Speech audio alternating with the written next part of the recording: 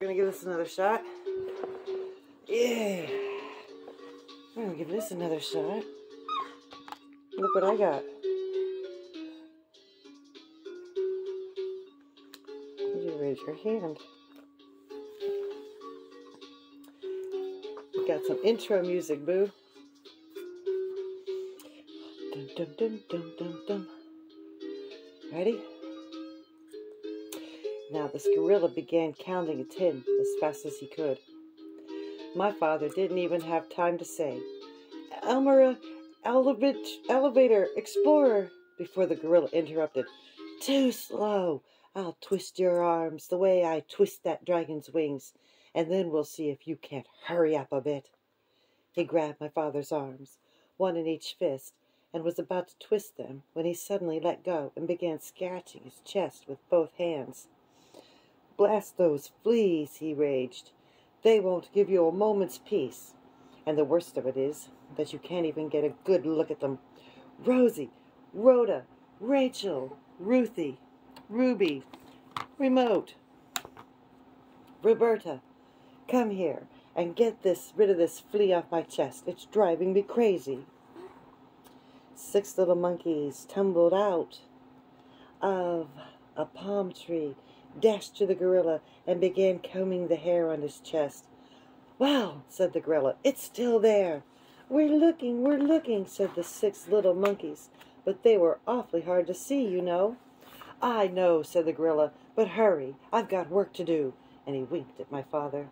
"Oh, gorilla," said my father, "in my knapsack I have 6 magnifying glasses. They'll be just the thing for hunting fleas."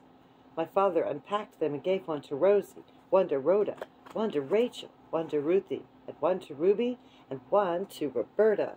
Look at all the monkeys with the magnifying glasses. Yes, let's see the monkeys with the magnifying glasses.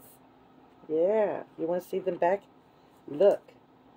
Wow. Wow. "Why, they're miraculous," said the 6 little monkeys. "It's easy to see the fleas now, only there are hundreds of them," and they went on hunting frantically. A moment later, many more monkeys appeared out of a nearby clump of mangroves and began crowding around to get a look at the fleas through the magnifying glasses.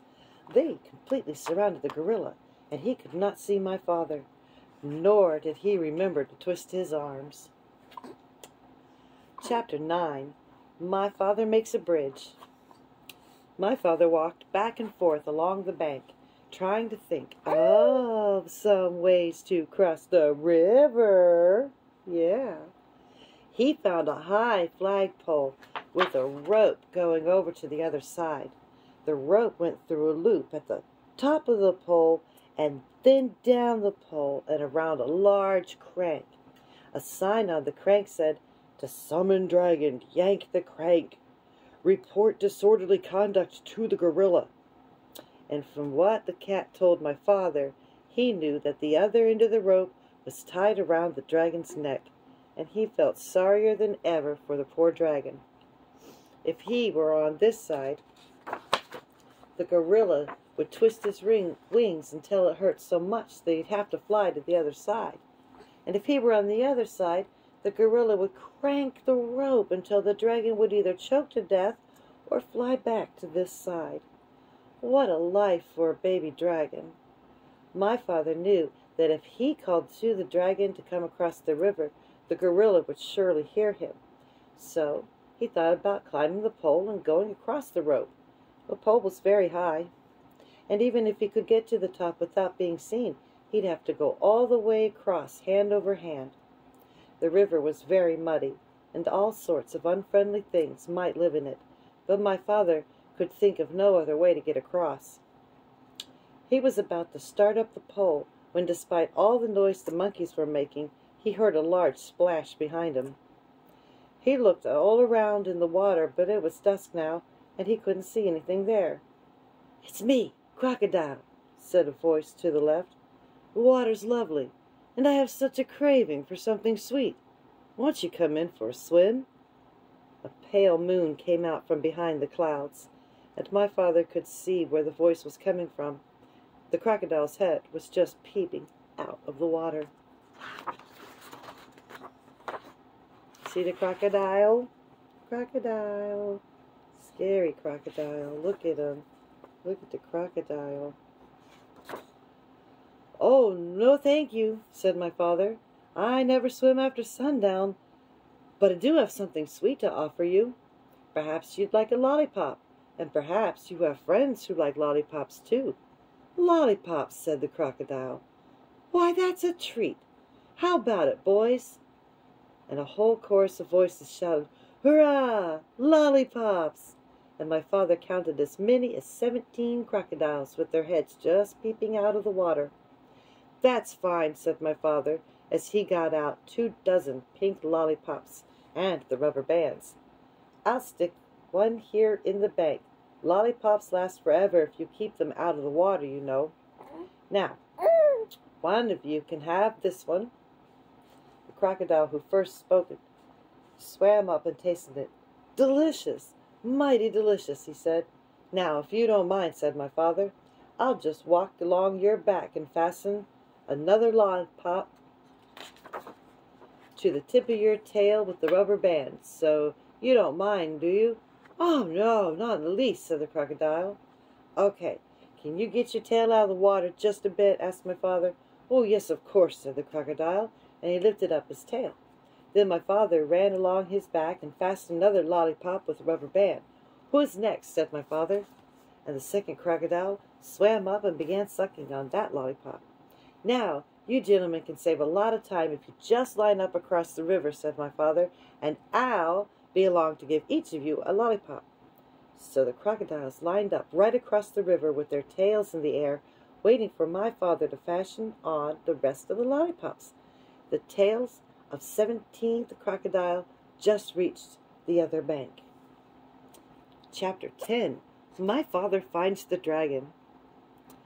When my father was crossing the back of the 15th crocodile with 2 more lollipops to go, the noise of the monkeys suddenly stopped, and he could hear a much bigger noise getting louder every second.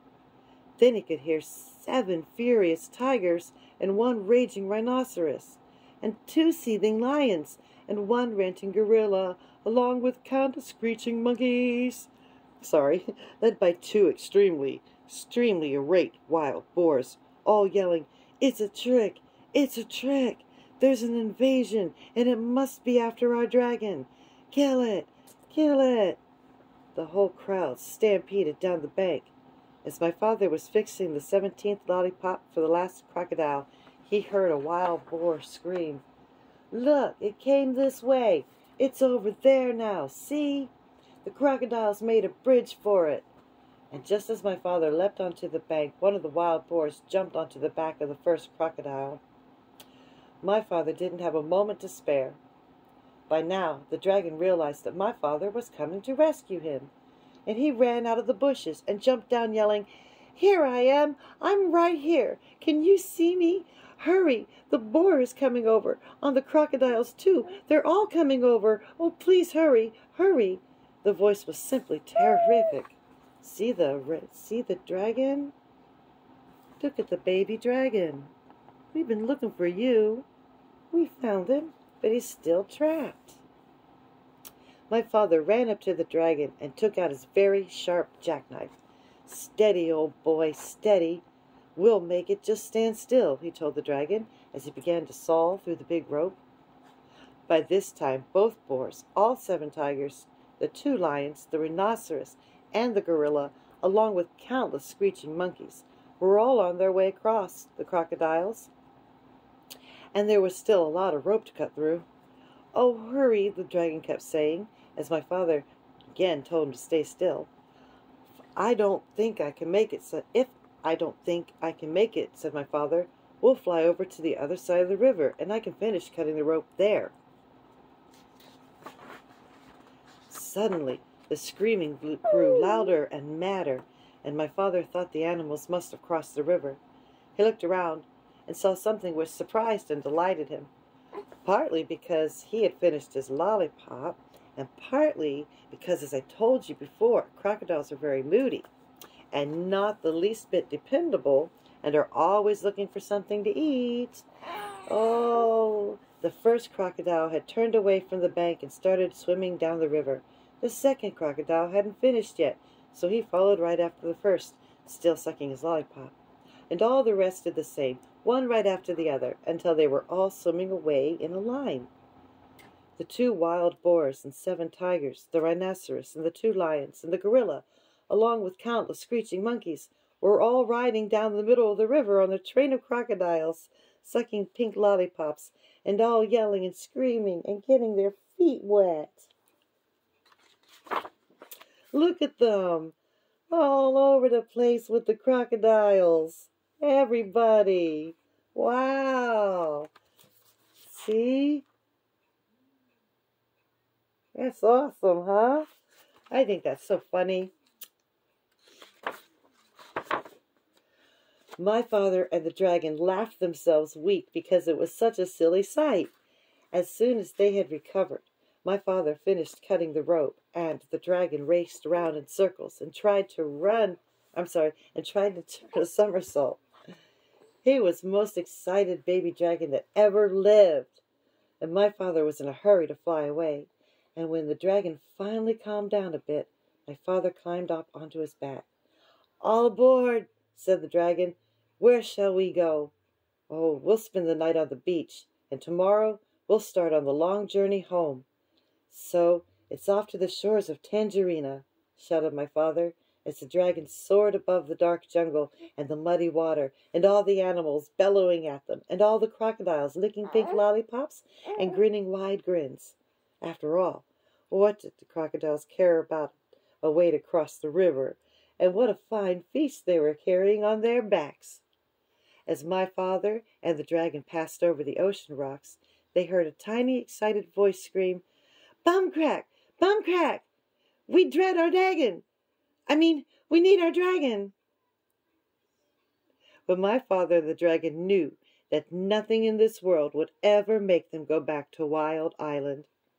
The end. Yay! We did it! Look at it flying away. You see them flying away? Yeah. You flew away on the dragon. Let's see.